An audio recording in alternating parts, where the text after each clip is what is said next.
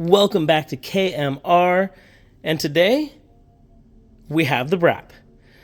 What we're going to take a look at is the older RX7 motors, the Series 4, Series 5, 6-port FC3S motor. This quite possibly could have been the predecessor to what the Renesis motor in port combination, or in theory, was designed after. These motors were very popular, very reliable. They made good power, and they were easily modifiable. For a long time, the street port was one of the most popular modifications to these motors. But as times have progressed, we see a lot more bridge porting, half bridges, and even some of these naturally aspirated 6-port blocks are now being utilized in turbo application. One of the good things is there were a ton of these motors made. One of the downsides is now these particular plates are discontinued. So the FC3S engines and cars continue to become more rare, more sought after. And when it comes to rebuilding these engines, obviously, a lot of the times we have to use old or used components. So right here, a customer sent in a set of 6-port FC3S plates, and we were able to resurface these, bring them back to close to OEM spec, and the customer wanted to opt into a little bit of a performance modification. So we ended up deciding on a half bridge. He wanted more airflow, and he also wanted some very distinct BRAP sound.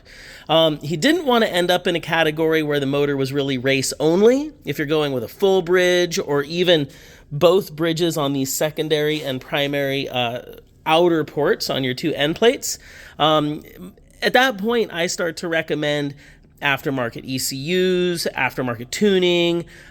You're pretty much building a race motor. But within a little bit more OEM configuration, the street port or half bridge actually works really well, and we've had a lot of customers have great success with these combinations. It flows more air, but still maintains a little bit of that mid-range. It does hurt the bottom end, but I always remind people, if you're driving a Rotary simply only in the bottom end, then you probably didn't have any reason to port it in the first place. Rotary engines like being used at high RPM. The more aggressive the porting, the more power you're going to make on that high RPM or upper end spectrum. By understanding what your primary ports do, keeping that velocity up, and not getting too aggressive on some of your secondary porting, you can still have a very drivable, very reliable, and very usable FC3S 6-port motor. I think these are quite possibly one of the most diverse engines that Mazda made, and they supplied the Rotary community with an abundance of quality parts. The castings are strong, the rotors are good, there's two different specs. You basically had Series 4, Series 5.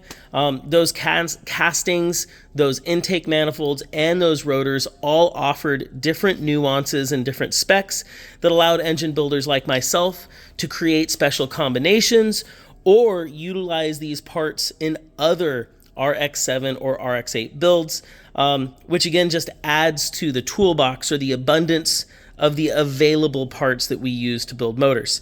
In this case, it's basically a stock build, OEM internals, all the basic stuff.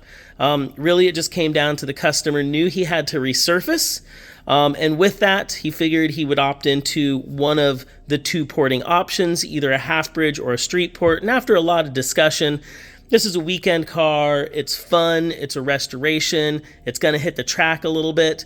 So the half bridge made a lot of sense. It's going to be driven hard, but he still wanted reliability, and he still wanted to maintain a lot of the OEM manifolding and function. So a great balance of performance, reliability, and BRAP.